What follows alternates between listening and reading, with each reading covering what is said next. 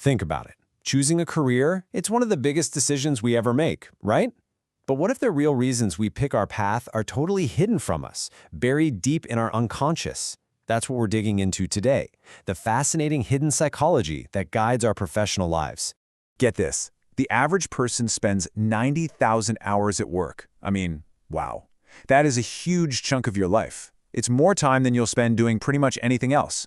So it makes you wonder, how did you decide what to do? Was it all planned out? Just a lucky break? Or maybe something else, something deeper that you can't quite explain? All right, so here's our game plan for this explainer. We'll start with some key terms, then we'll look at 3 big ideas: how your unconscious mind might be calling the shots, why your personality is a huge piece of the puzzle, and how your career is really this lifelong journey. And by the end, hopefully you'll have a new way to think about your own story. Okay, so before we jump into the really juicy theories, we need to get on the same page with a few words. We throw around terms like job, occupation, and career all the time, kind of interchangeably, right? But in psychology, they mean 3 very different things. And here's a super easy way to remember the difference. Just think JOC. So J is for job. That's your specific gig, like barista at the corner coffee shop. O is for occupation. This is the broader category. So not just one specific barista, but the whole field of being a lawyer or a teacher. And C is for career. This is the big one. It's the whole shebang, your entire journey through work, and even how your leisure time fits into that over your whole life. All right, with that out of the way, let's dive into our first major theory. And this one, it's a little wild.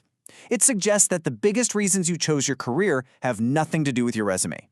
Nope, they're actually hidden deep in your unconscious, and they probably go all the way back to your childhood.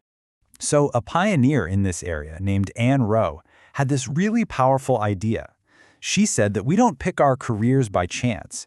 We're actually subconsciously drawn to jobs that help us satisfy some deep unmet need from our past. It's like our career becomes this quest to get something we didn't even realize we were missing. And she was definitely not alone in thinking this way. Guys like Edwin Bordon, for example, agreed. He basically saw our career choice as a way to solve these unconscious conflicts we all have. He even said that if you have a really hard time choosing a job, it might actually be a sign of some deeper psychological issues. Pretty intense, right?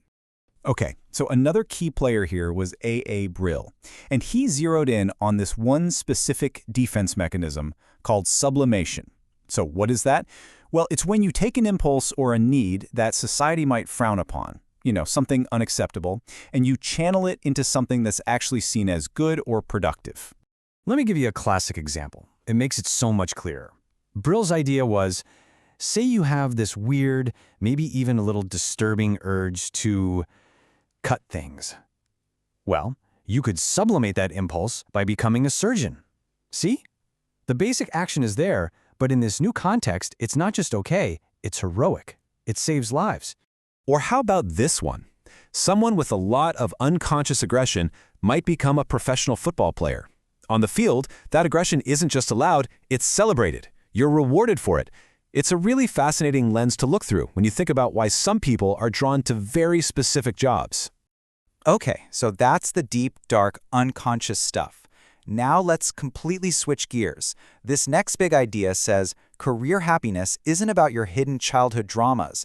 It's much simpler. It's about finding a job that fits your personality, like a puzzle piece.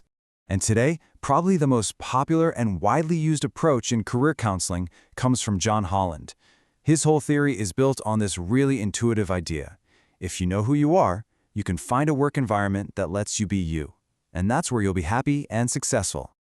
And for Holland, it all comes down to one magic number, 6. He proposed that there are 6 basic types of personalities. And here's the key part, there are also 6 types of work environments that correspond to those personalities. Your whole goal is just to find the right match. So what are they? Well, they're called the RIA-CAS types, which is just an acronym. R is for realistic. These are the doers who like working with their hands. Think an auto mechanic. I is for investigative, the thinkers, the problem solvers, like a research chemist. Then you've got A for artistic, the creators who need self-expression, like a novelist. S is for social. These are the helpers, the people, like a school counselor. E is for enterprising, your leaders, your persuaders who value status. A company vice president, totally an E. And finally, C is for conventional. These folks like order, structure, and rules, like a bookkeeper. Okay, quick pop quiz to see if you're getting it. So, according to Holland, what type is a vice president most likely to be? Social, enterprising, or artistic? If you said enterprising, you nailed it. They're the ones who like to lead and value that kind of status. So really, the whole point of Holland's theory is this one word, congruence. It's all about the fit. When your job lets you use your skills, express your values, and basically be yourself, you're going to be satisfied. It's that simple. Find an environment that matches your personality. But hold on a second. What if choosing a career isn't just this one-time decision you make? Our third and final perspective looks at it totally differently. These are the developmental theories. And they say your career isn't a destination, it's a lifelong journey that changes and evolves as you change and evolve. The guys who really kicked this off were Ginsberg and his team. Now, their first crack at this theory was pretty rigid. They saw it as a three-stage process. First, the fantasy stage. When you're a little kid, you want to be an astronaut. Then, as a teen, you hit the tentative stage, where you start thinking, what am I actually good at? And finally, the realistic stage, where you have to make a choice, and a big part of that is compromise. But here's what's so cool. Years later, Ginsberg himself went back and changed his own theory. He realized that, no, career choice is not irreversible. It's something we keep doing our whole lives. And he swapped out that key idea of compromise for something better, optimization. The new idea is that we're always trying to find the best possible fit between what we want and what's out there. Now, the biggest name in this developmental camp is Donald Super, and he really built on this idea with one central concept, the self concept. Basically, Super said that we choose careers that let us express who we think we are. Our job becomes a way of telling the world, this is me. And he laid this out across 5 stages of life. It starts with growth, where you're forming your idea of who you are. Then comes exploration, where you're trying things out, part-time jobs, different classes. After that, establishment, trying to build your skills and make a name for yourself. Then comes maintenance, where you're holding your position, maybe becoming a mentor. And finally, decline, as you start to transition out of the workforce. For Super, it's simple. Your career story is your life story. Okay, so we've just covered a lot of ground. We've looked at 3 totally different ways of thinking about this massive decision. So is your career choice driven by some hidden need from childhood? Is it all about finding the perfect personality fit? Or is it just one part of this long, winding road that is your life? Let's just boil it down one last time. The psychoanalytic view, it says our hidden needs are steering the ship.